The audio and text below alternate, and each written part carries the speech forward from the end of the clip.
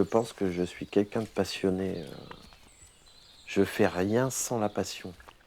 Quand tu écoutes de la musique, tu as des images qui te viennent, et donc tu as une forme de lumière qui apparaît. La lumière, c'est la vie, quoi. Et la lumière, ça peut être aussi une idée qui te vient, ça peut être tellement de choses.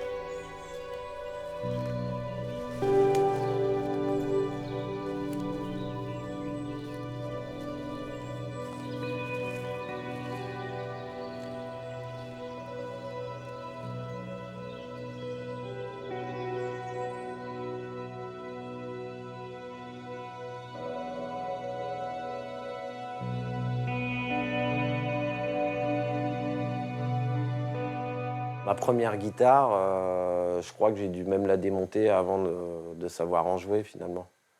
J'adorais l'instrument, le voir jouer par des guitaristes que j'aimais, etc. Puis d'un coup, tu as la guitare dans les mains, tu te dis tiens, j'aimerais bien faire comme eux. Bon, bah, il va falloir que je travaille un peu. Tu sais pas. Je savais même pas qu'il fallait l'accorder, moi, la guitare au départ. Donc tous les jours, je composais un morceau avec une guitare fausse. Et je trouvais ça génial, mais je pouvais jamais du jour au lendemain refaire le même puisque la guitare avait bougé. Et puis bon bah au bout de quelques mois, je me suis dit bon bah je pense que la musique c'est pas pour moi. Et un jour j'ai eu un accordeur, ça a tout changé, hein. En parallèle, comment c'est fabriqué? Pourquoi c'est fabriqué comme ça? Qu'est-ce qu'il y a à l'intérieur qui fait que ça marche comme ça? Je laisse mes empreintes comme ça. Normalement, je prends des gants, hein, pour éviter les traces de doigts, la graisse des doigts quand tu vas vernir, tout ça, tu vois.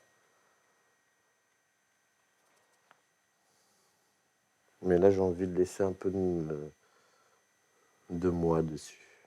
Comme j'avais deux guitares et qu'elles sonnaient pas pareil, je me suis dit, tiens, je vais regarder quand même pourquoi. Donc j'ai démonté la guitare, regardé les micros.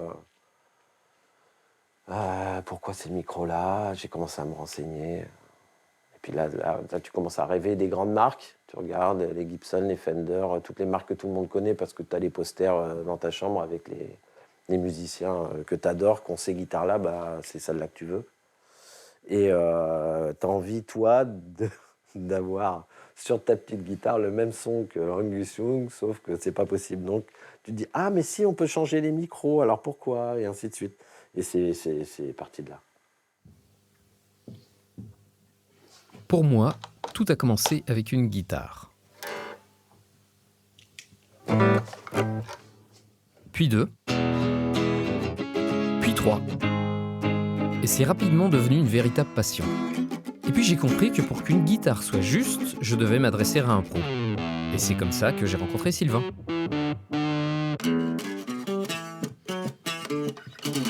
J'arrive à parler en changeant des cordes, hein, mec. Sache-le. Qu'est-ce que tu fais exactement là? Tu peux nous expliquer? Là, ce que je fais, Ouais. ah bah, je mets des cordes neuves tous les jours. Alors l'écologie, pour ça, c'est pas génial, mais en tout cas, je mets des cordes neuves tous les jours pour avoir la possibilité d'avoir exactement la même dynamique, la même fréquence de son sur chaque guitare tous les jours.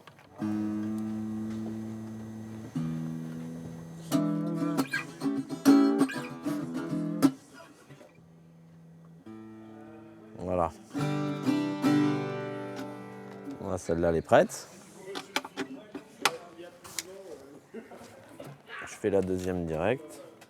J'ai rencontré un grand ami qui s'appelle Jean-Michel Salou, dit Jamie dans le métier, qui est venu acheter des cordes de guitare dans mon magasin à l'époque. Là, donc on était en 2000, 2002, je ne sais plus exactement.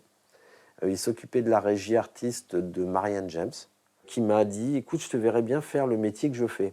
Et il m'a invité sur une tournée de Jean-Louis. Il m'a expliqué le métier. Il m'a dit, tu vois, là, il y a un des techniciens, qui s'occupe des guitares de Jean-Louis en ce moment, qui part sur une autre tournée. Je me suis dit, bah, ça, je sais le faire, je sais bien le faire, je peux le proposer à une personne comme Jean-Louis. Avec Sylvain, on s'est rencontrés en tournée, c'est sûr. Voilà, mais depuis, je peux pas me passer de Sylvain.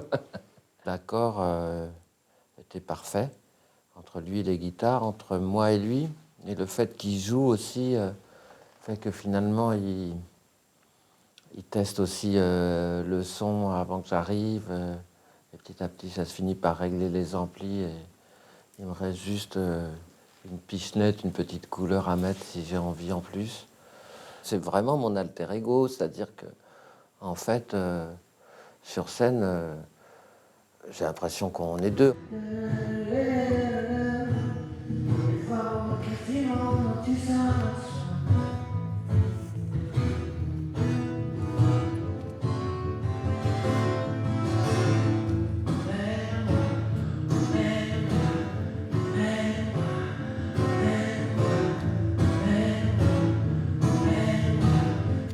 Quand tu fais ça, J'aime bien, moi, en fait. c'est parce que je veux pas qu'il y en ait partout. Ouais, mais c'est rare quand je fais les boucles que je tape.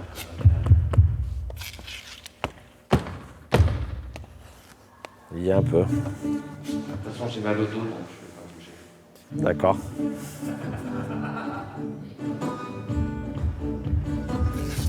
C'est plutôt assez plaisant d'être la personne qui va aider le musicien ou l'artiste à s'exprimer sur scène sans avoir la contrainte de penser à la partie technique de son spectacle. De petit à petit prendre la place de quelqu'un qui est là pour épauler la personne techniquement. Lui enlever tout le superflu, toutes les choses un peu inutiles à avoir dans la tête quand on est en train de faire un spectacle. Et ça, c'est l'aspect qui me plaisait le plus. Et ça venait aussi du fait d'être musicien et de faire pour un artiste ce que j'aimerais qu'on fasse pour moi si j'étais sur scène. Je me rappelle quand j'ai rencontré Sylvain, j'ai compris qu'un backliner pouvait être luthier. Ou en tout cas, j'ai rencontré un backliner luthier, ce qui était vraiment atypique. J'avais jamais fait le lien entre les deux. Pour moi, c'est deux métiers très différents. C'était la découverte pour moi, en tout cas, de deux métiers en un, c'est-à-dire la lutherie et la technique de la guitare et le backline, quoi. Sa force est vraiment dans la création aussi. C'est quelqu'un qui aime inventer. D'ailleurs, je crois même, je ne sais pas si vous êtes au courant de ce scoop, entre techniciens, il l'appelle quand même la diva, parce que il a cette espèce de dimension un peu... c'est une diva, quoi, de la technique. J'ai un souvenir d'ailleurs dans nos premiers concerts, en tout cas d'un moment assez incroyable. Je commence à faire un riff et j'ai plus d'ampli de guitare. Donc comme moi je deviens très animal sur scène, je me rappelle que ça avait commencé un peu électriquement comme ça, où je lui avais dit oh là là. Et bon, il y était pour rien, c'était des amplis loués et tout ça. J'ai un souvenir de ça. C'est pas la première fois, mais voilà, des souvenirs comme ça très... C'est vrai qu'on a vécu ensemble la scène, quoi. La scène, c'est des moments de vérité, c'est des moments de... C'est la reine au lion, quoi.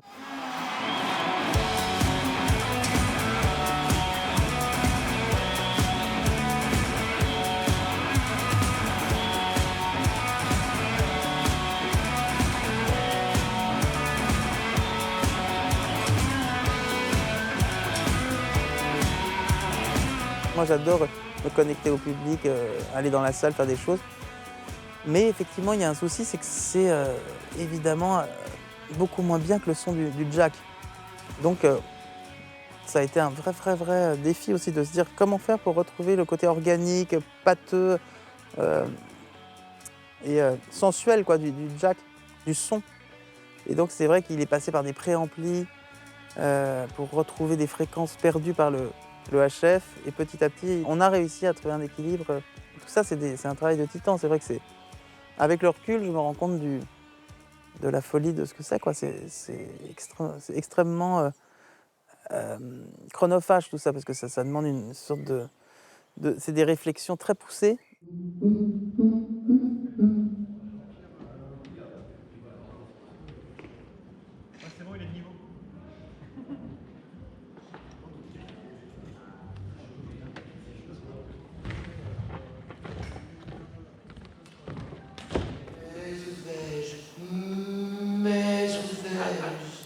oui.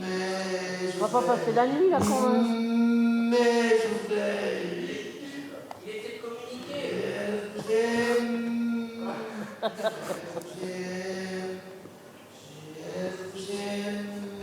Ouais, les gens, oui, c'est fini. C'est fini, c'est fini. Attends, je suis en train de bosser. Non. Mais je suis en train de Non, travailler, tu merde. t'amuses là.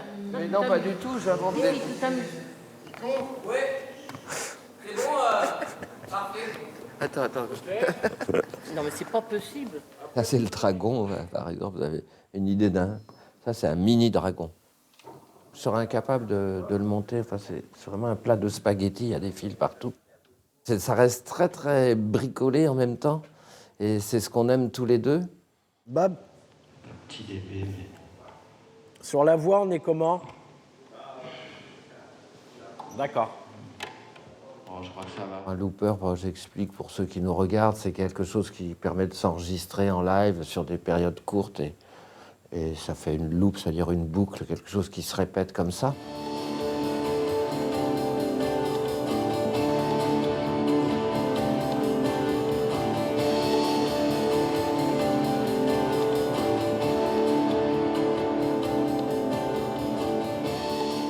Quand une seule personne joue avec lui-même, c'est très cohérent, parce que ça permet de faire des improvisations, même des choses un petit peu plus floues, qui ont quand même leur qualité. J'ai eu envie de faire jouer des hologrammes pour montrer que, de laisser à chaque fois que je faisais une boucle, une image de moi en relief qui continue à jouer ce que je venais de jouer. Tous les deux, avec Sylvain, on planchait de l'autre côté à essayer des trucs.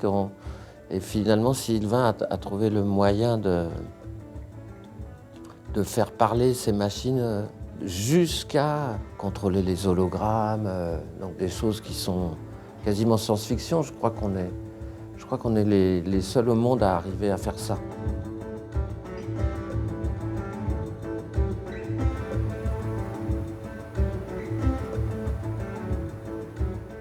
Du coup, je voulais faire quoi? Ça, c'est bon. Lui, on se met en 10, 11. 11. Attends, 11. Ouais. Je pense que... Là, je sature, je pense. Ouais. Ouais, t'as l'oreille qui saigne. Vas-y. D'accord.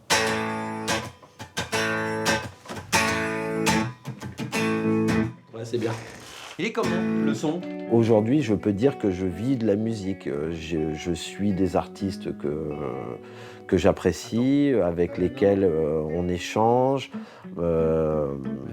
des gens qui me font confiance, qui me donnent des challenges à réaliser pour eux. Mike, Attends. l'apprentissage de la vie s'est fait à travers ma passion pour la musique. J'ai toujours voulu être dans la musique et sous quelque forme qu'elle soit. Alors j'aurais peut-être souhaité jouer de la guitare toute ma vie et être sur des scènes toute ma vie. Puis finalement, il y avait tellement de choses qui me passionnaient. On y retourne.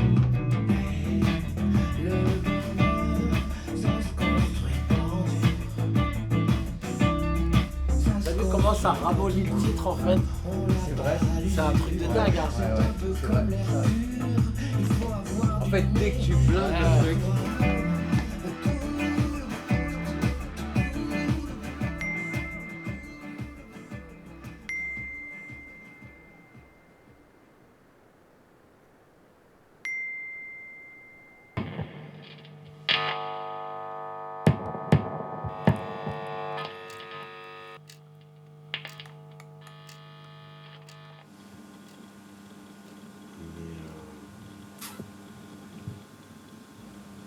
Mais pour moi, c'est pas ça.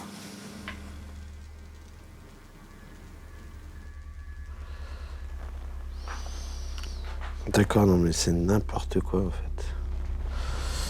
Je viens de piger. Mais les mecs, ils ont fait ça, c'est n'importe quoi. C'est quoi cette merde là?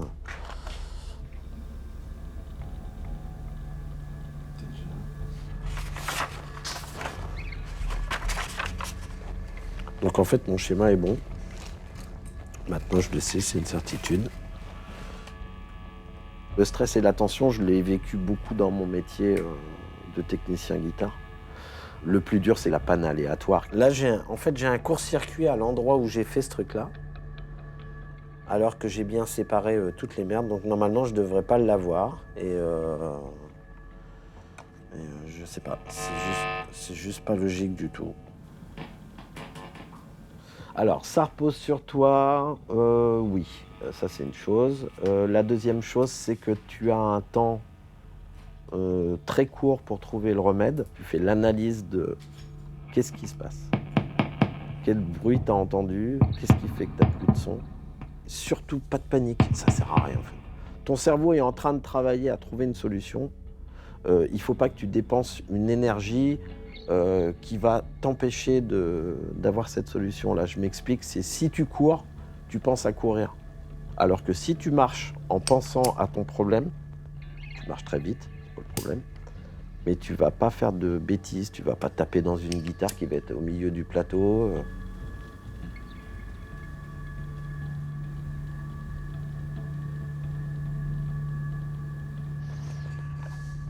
Moi, mon instinct, je l'utilise à 100%. Et généralement, je touche du bois d'ailleurs. J'ai toujours trouvé la solution comme ça, en fait, à l'instinct. Voilà. Hop. Je t'ai servi un café, Mike. Je viens le blindage en dessous. Que je le refasse. En fait, il faut que je refasse tout. La reine de mon harem est une série L Stratocaster 64, 1964. Donc série L veut dire la série de Leo Fender. C'était un peu une série sacrée entre 62 et 64, je crois. Et effectivement, elles ne sont pas toutes d'ailleurs dans cette période extraordinaire, mais tu peux tomber sur des bijoux parce qu'elles ont une légèreté, un bois particulier. C'est un peu les années Hendrix, c'est un peu ce mythe-là. Et là, je m'étais dit pour cette tournée, puisqu'il y avait l'idée, la thématique de l'or, de mes pompes à ma coiffe, quoi, ça faisait partie de l'univers de cette tournée. De toi j'ai toujours envie. De toi j'ai toujours envie. De toi j'ai toujours envie. De toi, allez, montrez-moi un peu, lâchez-vous pour voir.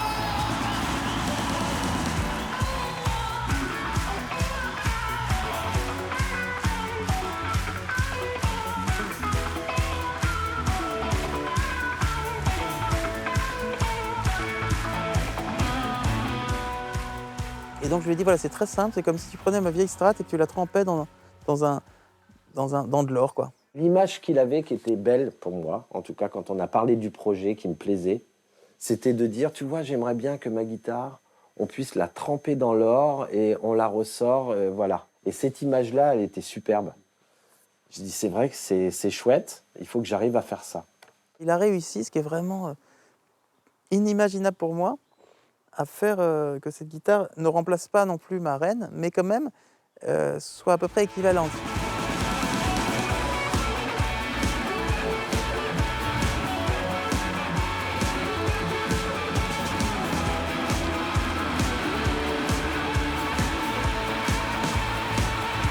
Ma super chérie. Normalement, il y a 3 positions sur une Strat.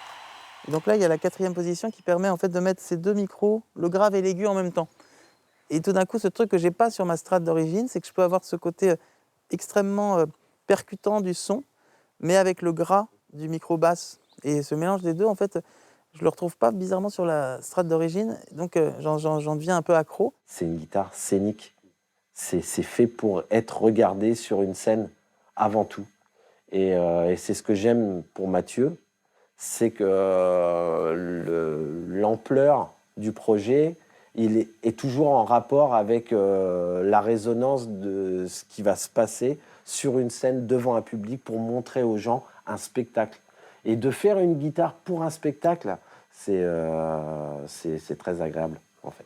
Voilà. Sa force est vraiment dans la création aussi. C'est quelqu'un qui aime inventer et qui est foisonnant d'idées. C'est vrai qu'avant même qu'on fasse cette guitare, qui a été presque l'aboutissement aussi de toute une relation, ça a été d'abord l'amour de la guitare, du réglage, comment il arrivait à ce qu'une guitare mal réglée, tout d'un coup, devienne beaucoup plus facile à jouer. un savoir-faire que je ne connaissais pas du tout. Donc c'est vrai que j'ai été très très impressionné par son savoir-faire et puis sa délicatesse, sans parler de l'homme aussi, de sa douceur, qui fait partie aussi de sa personnalité. Mais c'est vrai que ça a été une rencontre humaine très forte pour moi.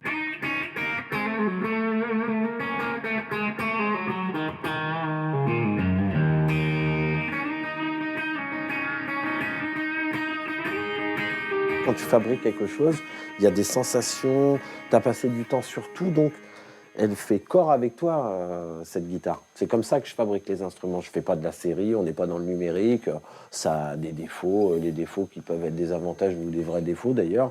Peu importe, tu fabriques une guitare de tes mains et elle fait partie de toi. Et là, tu as quelqu'un qui te dit « Ah ben moi, cette guitare, je me sens bien avec. » Super, génial. Voilà. Maintenant, j'étais très amoureux de la douce corde. Du coup, ça a donné beaucoup de chansons. Des trucs.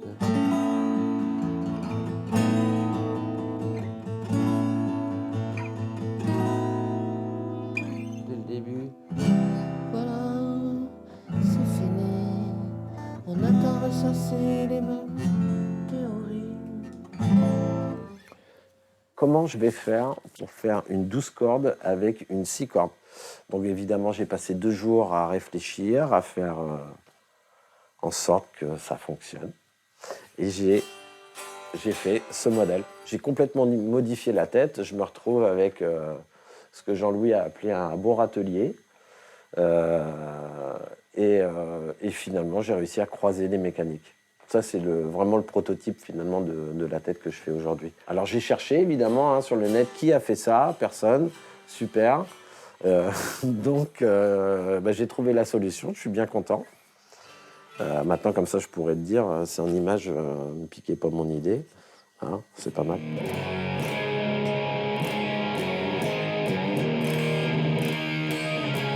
Je fais pas de différence entre un artiste et quelqu'un qui va venir me voir pour un instrument parce que c'est la même chose.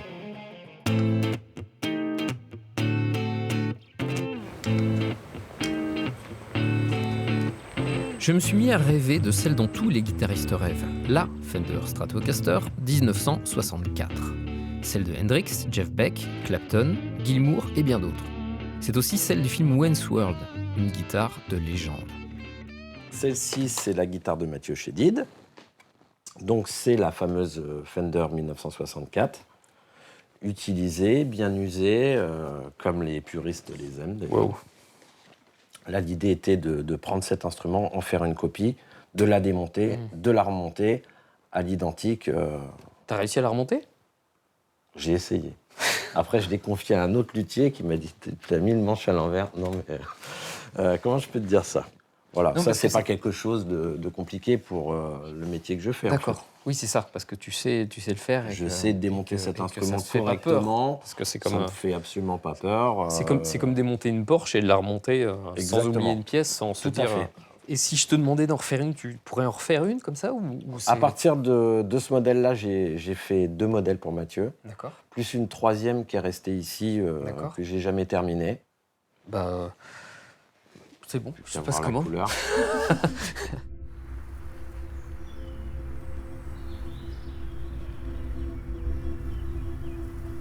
Moi, je prends ma voiture, mais par contre, mes arbres, les bois que je peux avoir, si je peux les obtenir en France, à côté de chez moi, je vais le faire. C'est une démarche qui est plus écologique que d'aller chercher un produit à l'autre bout du monde parce qu'on ne sait pas d'où il vient.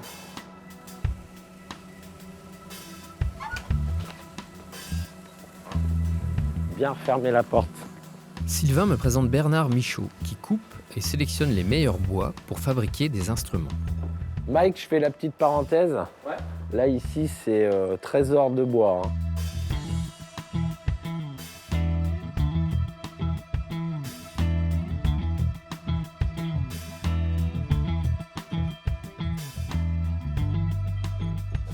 « 75 par 12 ». Ouais. Ça. Tac. C'est un peu moins serré, mais c'est beaucoup plus profond. Ouais. Là, on est vraiment comme le violon, quoi. Exactement. Derrière, le chevalet, c'est très dégagé, donc c'est bien d'avoir du dessin ici, quoi. Alors, j'aime bien quand c'est profond, en fait. Ça, c'est magnifique, par exemple.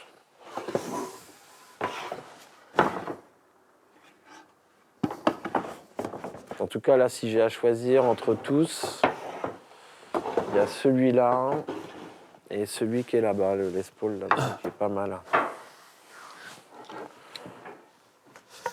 Et puis encore un très très très très beau pour essayer.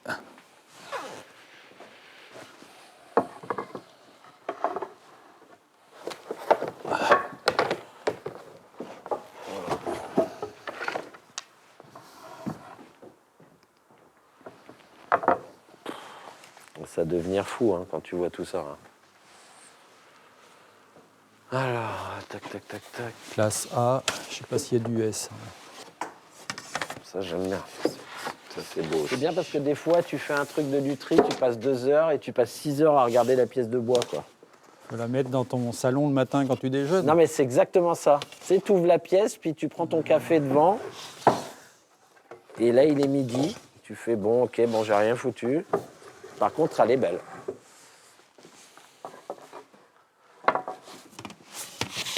Tu as imaginé à peu près 15 guitares différentes. Au final, tu reviens toujours un peu sur ton idée de départ.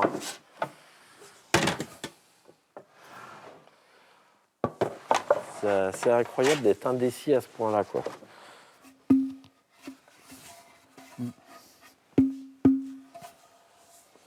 Je vais te prendre celle-là.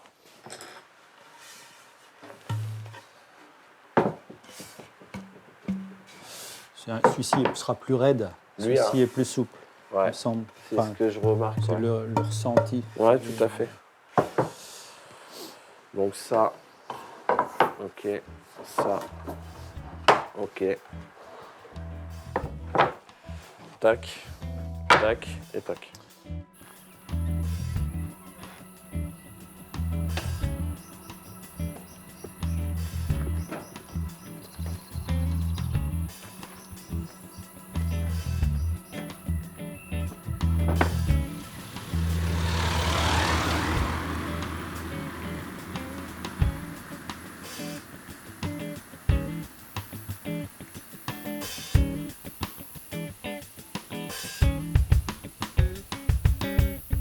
La première chose que je regarde, c'est qu'est-ce qui va être devant, qu'est-ce qui va être derrière et qu'est-ce qui va être beau. Ça, c'est pas mal.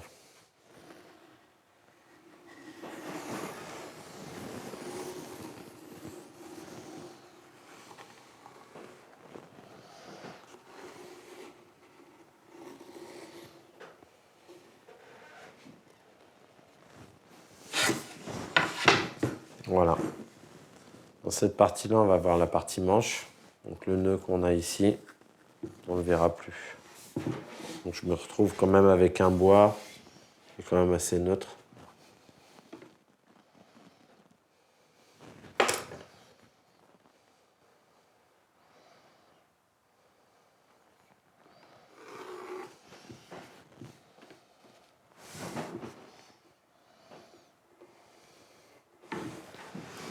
Une fois que j'ai indexé, je peux déjà poser le manche et dire globalement son emplacement. À quoi ça va ressembler. Cette partie, on ne la verra pas, bien sûr.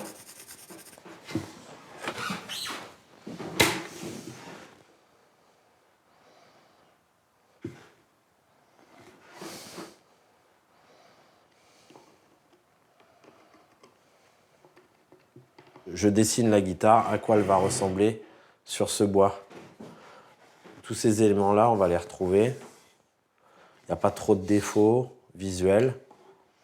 Donc là, c'est plutôt assez cohérent le sens dans lequel a été pris la planche.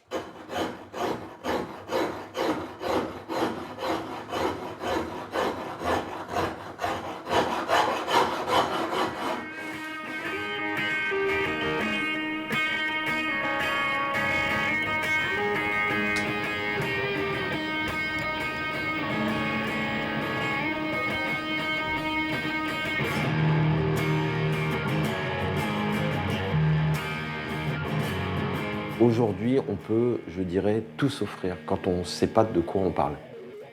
Tu as envie d'un ordinateur, bah, tu prends l'ordinateur le moins cher. Tu as envie d'un téléphone portable, tu prends le téléphone portable le moins cher. Tu as envie d'une guitare, tu prends la moins chère. Tu peux tout acheter en moins cher. Donc là, on ne parle même pas de savoir ce que tu vends, on parle de vendre.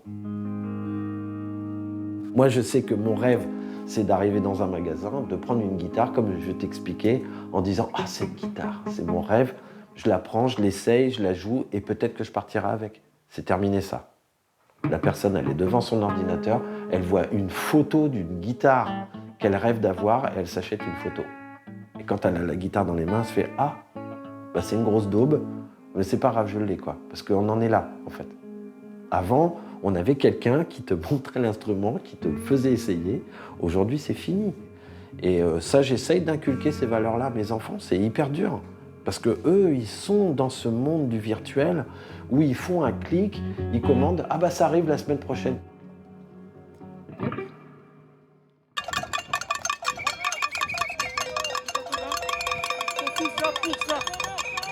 Abandonnez vos achats en ligne, ça ne rapporte rien à notre économie locale. Faites bosser les commerçants de chaque de notre département. Il ne faut pas hésiter à abandonner, Daniel l'a très bien, les stocks Amazon, les plateformes de vente en ligne.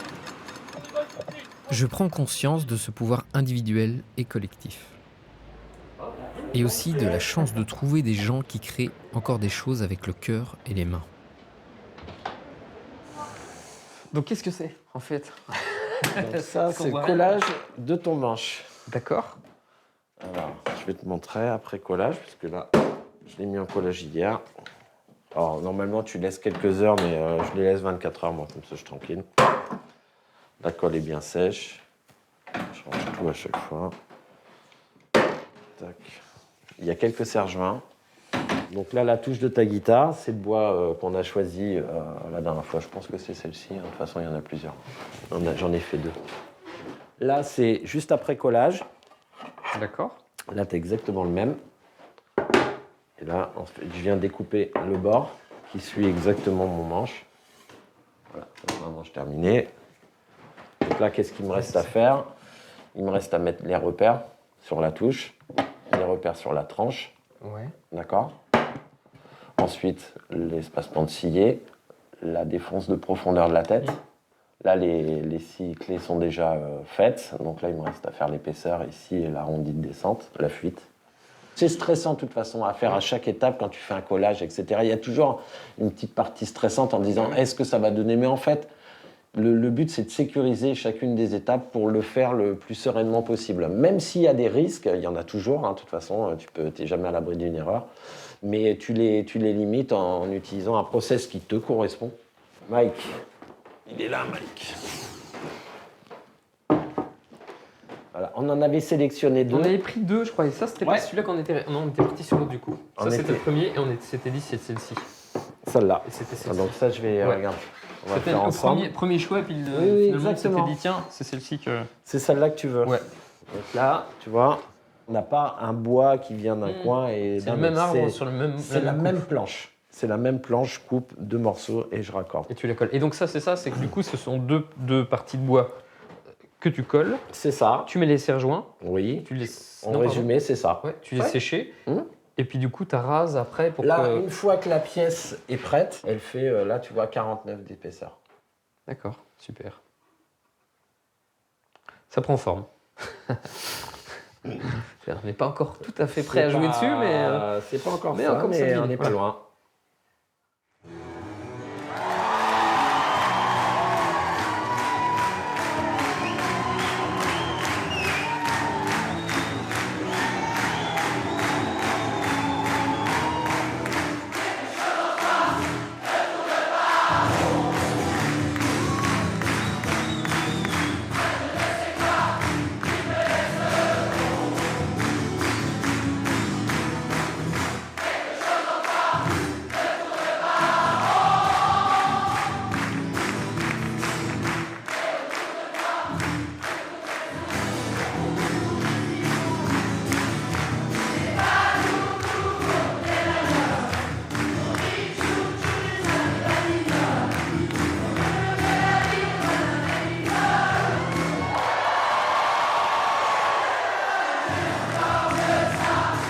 le côté compagne de la guitare, dans tous les pays du monde, ça représentait quelque chose d'amical. Tiens, un musicien, et donc quelque chose d'assez sympathique. Et donc je trouvais que c'était un passeport, et en plus vous sortiez la guitare. Et quel que soit le pays du monde, les gens jouaient d'une manière ou d'une autre, ou chantaient. Et du coup, vous êtes toujours au milieu d'une fête, ce qui en général vous permet d'avoir le manger et le dormir, et quelquefois un peu à boire, ou plus si affinité. Déjà, ça me fait penser à cette anecdote que m'avait raconté Johnny Hallyday à l'époque, quand Hendrix faisait ses premières parties, et qu'il était venu dormir chez lui pendant 15 jours, je sais pas, un petit moment, et que Hendrix dormait avec sa guitare dans le lit réellement, quoi. Il avait littéralement sa guitare à côté de lui dans le lit. Et donc Johnny lui disait, mais t'as pas de copine là, qu'est-ce que tu fais avec ta guitare? Et Hendrix disait, non, tu sais, ma guitare, faut qu'elle ait toujours chaud, faut pas qu'elle se refroidisse, et puis c'est ma compagne, quoi, elle m'accompagne partout. Et donc il avait ce truc très symbolique de dormir avec, quoi. C'était assez dingue. Moi, ça m'arrive d'ailleurs, tu sais, quand tu joues un peu de la guitare, de la poser à côté, de t'endormir avec. Moi, je dirais qu'effectivement, il y a une fidélité avec cette guitare parce que c'est un amour inconditionnel, en fait. C'est-à-dire qu'il n'y a pas de question qui se pose. On sait que ça nous accompagnera toute notre vie.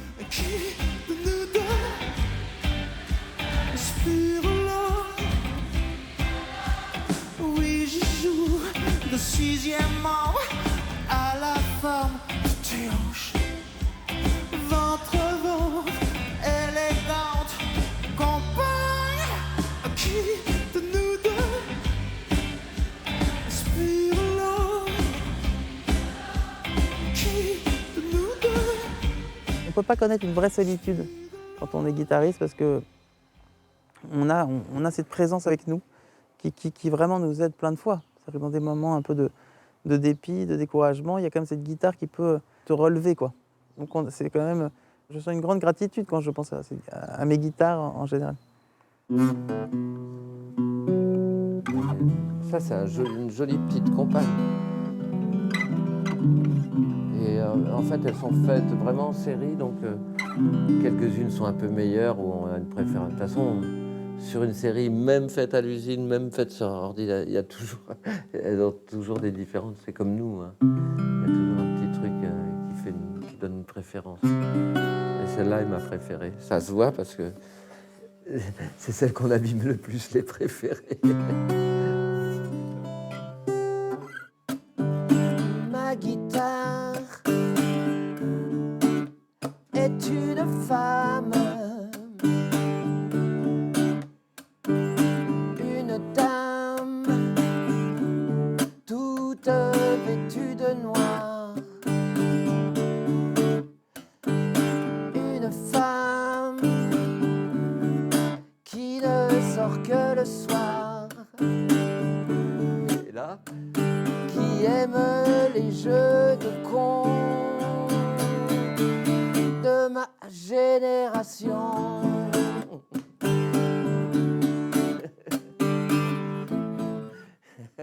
Alors moi, ce qui me vient comme ça, en tout cas, c'est Qui de nous deux, parce que Qui de nous deux, c'est une chanson qui parle de ça, c'est-à-dire vraiment de mon rapport sensuel, charnel, amoureux à la guitare. Et Qui de nous deux inspire l'autre, c'est vraiment ça. C'est-à-dire, est-ce que c'est ma guitare qui m'inspire ma façon de chanter, sachant que je chante comme une guitare? Je me suis rendu compte que j'avais un mimétisme inconscient avec ma guitare. Tu vois, quand je fais... Qui de nous deux,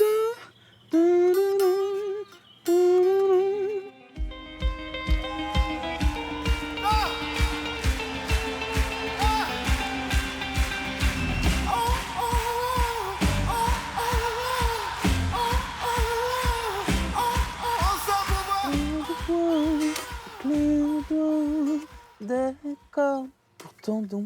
C'est-à-dire que ton don, tiens, ça. Ton don. C'est-à-dire que vraiment, je sais même pas, je le fais pas exprès, mais il y a vraiment ce truc de phrasé. Il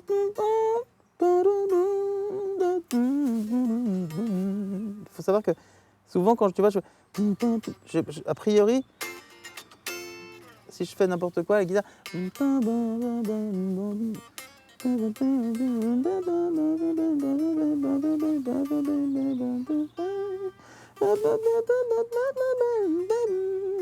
Je pourrais, tu vois, Comme si je pouvais chanter tout ce que je jouais, c'est un mimétisme comme ça.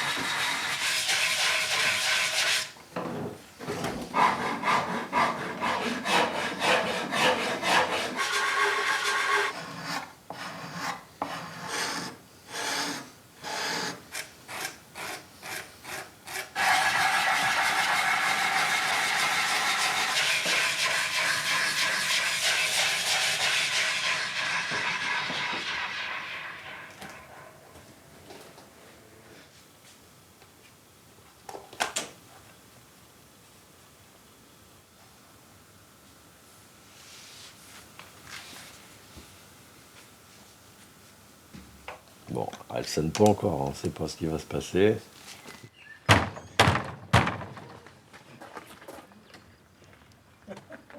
C'est bien des musiciens, ça. Voilà. On s'est dit que les amplis étaient un peu forts. C'est ça. T'as vu, même tempo, même puissance. Ah, là, c'est ça.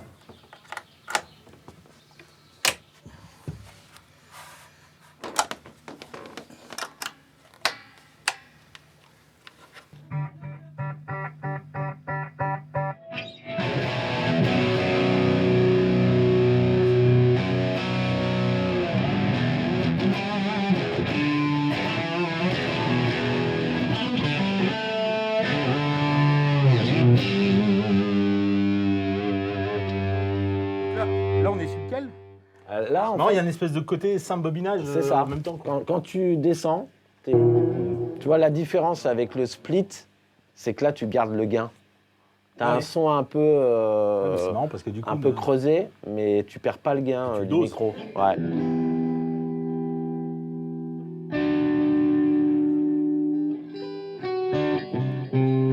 Est-ce que tu as mis sur la strat? Ouais, c'est le même principe.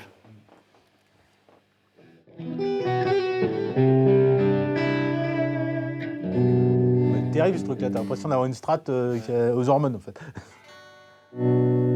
T'en as qui sont montés comme ça, toi? Non, mais il est super ce système. Mais faut que tu vois, connais Sylvain Copain. Sylvain, faut qu'il. Bon, il y a ma strat, elle est chez lui, il faut qu'il mette le système, non?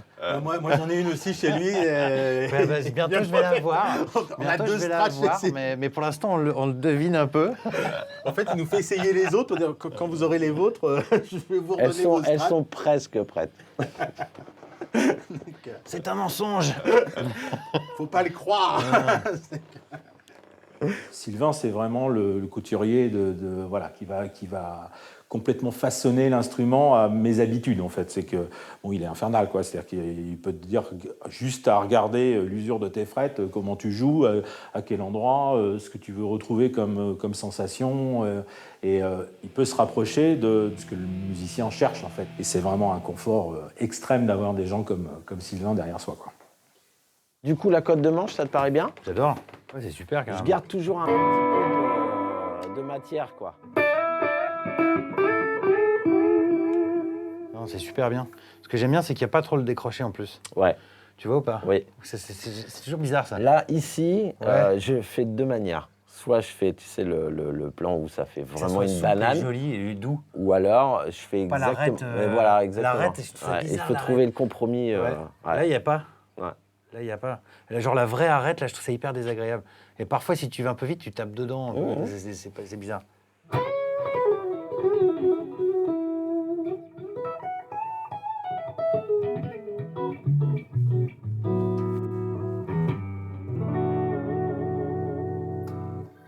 Alors, j'ai rencontré Sylvain sur la tournée de Jean-Louis Aubert en 2011. C'est un mec assez incroyable.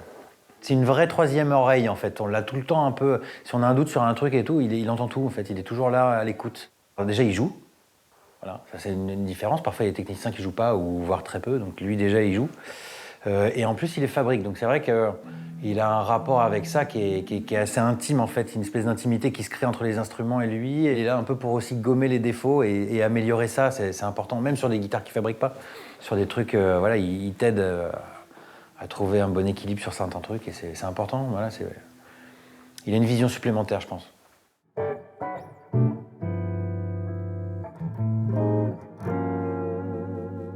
On va faire des cordes trop de jazz ici, je pense que... Non, c'est pas conseillé.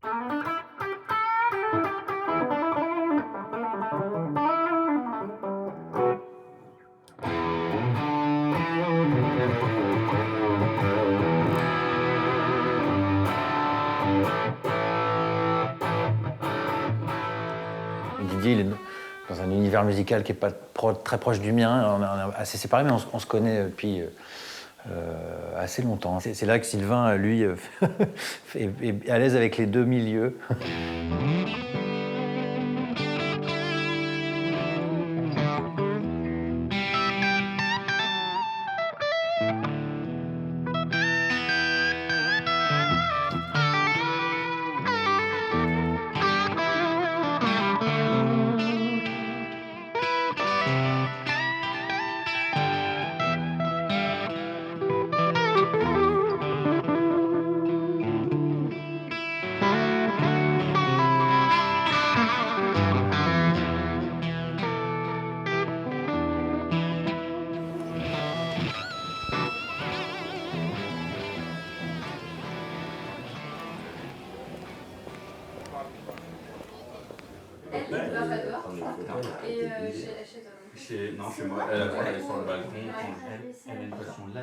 J'arrive pas à dire je suis au milieu, au début, à la fin d'un parcours parce que en fait je l'envisage même pas de donner un départ, un milieu, une fin à ces choses-là. C'est ton parcours, tu l'as, tu vis, tu le suis. Tu prends pas de café, toi? Si j'avais à le refaire, peut-être que je le ferais autrement. Peut-être me dire, tiens, je devrais aller au bout de mes études, ce qui me donnerait accès à des études supérieures dans la musique, etc. Bon, voilà, je ne l'ai pas du tout fait de cette manière-là. Je l'ai fait, pour le coup, d'une manière plutôt rock'n'roll, c'est-à-dire que très tôt, je me suis aperçu que la musique, c'était quelque chose qui était dans ma vie et qui resterait là. Voilà. Ah, c'est ça. On nous envoie des fiches de stock A, donc le prix normal, stock B, stock C, stock D. Ouais. Et là, tu as les remises, tu as Ouais. 0, moins 10, moins 20, moins 70, moins 80. Quoi. Et tu peux carrément prendre une guitare qui a été flinguée à 10 balles.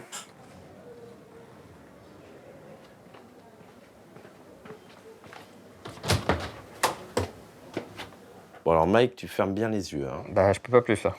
Donc là, je suis devant toi pour l'instant. Voici ta guitare. Voici ma guitare. Je fais pas ça comme ça, donc c'est ma guitare. Bon, ça c'est le résumé de ta guitare. Ouais. Elle est quelque part. D'accord. Waouh, c'est celle-là. C'est celle-là? Ouais, c'est elle. Je peux la prendre? Tu peux. Elle pèse son poids, dis donc. Waouh, elle est belle. Magnifique.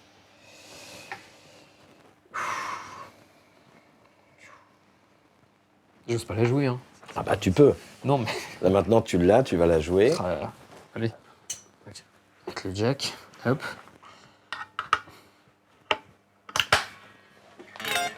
Allez, on essaye. Hop. Ah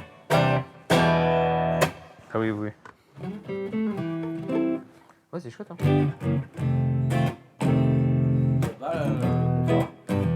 Bah carrément. C'est fou parce que... Ah ouais, carrément, en fait.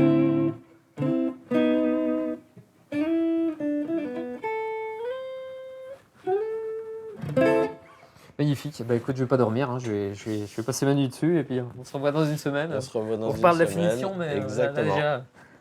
Voilà. J'ai déjà de quoi m'occuper. Tu as l'ensemble. Bah merci beaucoup. C'est cool. Compris.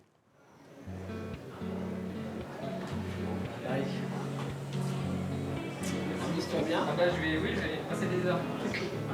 Ça marche.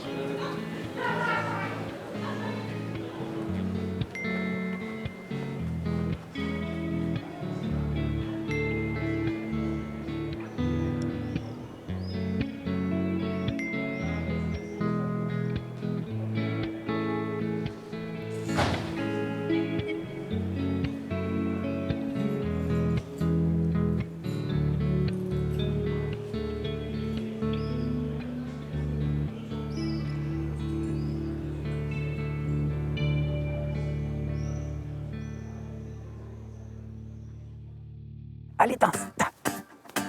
Allez, danse, danse, danse, danse, danse, allez, danse. Je suis une missionnaire de la drague, je l'avoue.